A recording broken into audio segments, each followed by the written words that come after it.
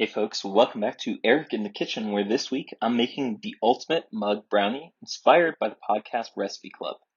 This past week, they tackled brownies, and in particular, Momofuku founder Dave Chang brought a microwave brownie mix to the table.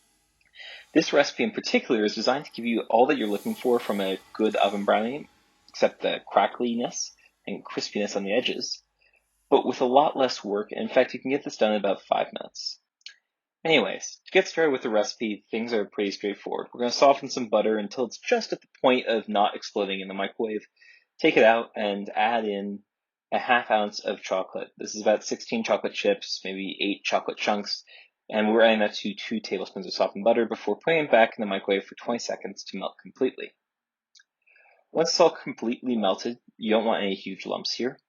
We're going to separate an egg and add 3 tablespoons of sugar and 1 egg yolk to the bowl or mug that you're eventually going to microwave everything in, and bring that together. Once we've brought that together completely, the next step is to add our salt. You just want a pinch of salt, but a little salt goes a long way in these baked goods, and it really is important for the chocolatey flavor to come out to its maximum potential.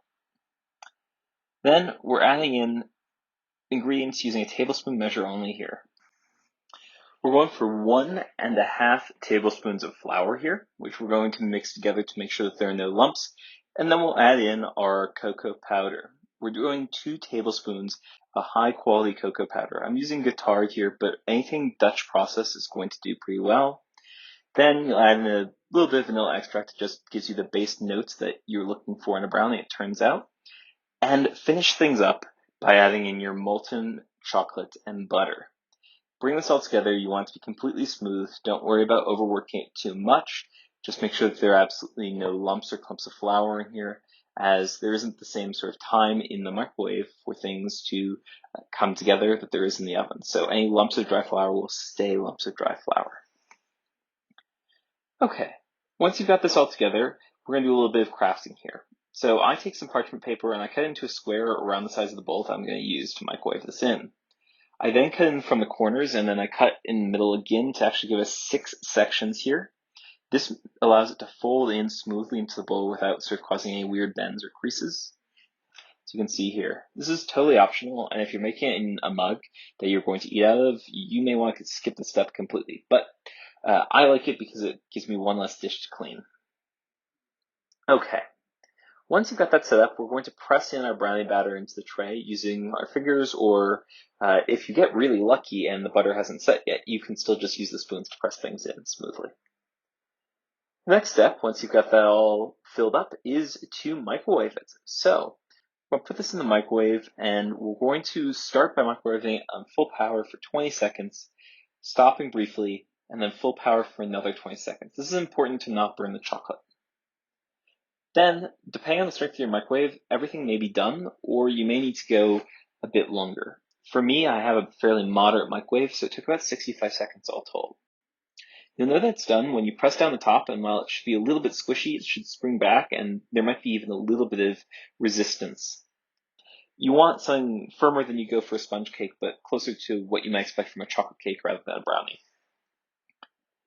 Not to fear, however, this won't be the chocolate cake that you experience so often from a microwavable mug brownie, but what we'll find instead is that as this sets up, as you let it cool, you want to let it cool for at least 3 to 5 minutes, you'll set up really fudgy and chewy, which is exactly what I personally love in a mug brownie, because you can't get the crispy from a microwave, but you can get the chewy.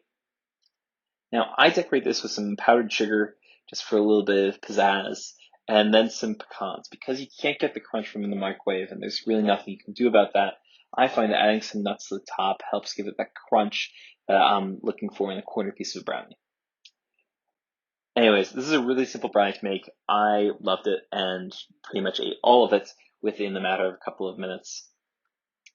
It's a recipe that really gives you the feel of a great centerpiece of brownie, but in the microwave in only 5 minutes. There's nothing better than that experience for a quick and easy dessert. Of course, I think we can all agree centerpiece is less good than edge pieces, but again, you just saved 35 minutes. Anyhow, I hope you like this video. Please do like and subscribe. Check out the full ingredient list in the website linked below. We'll see you next week.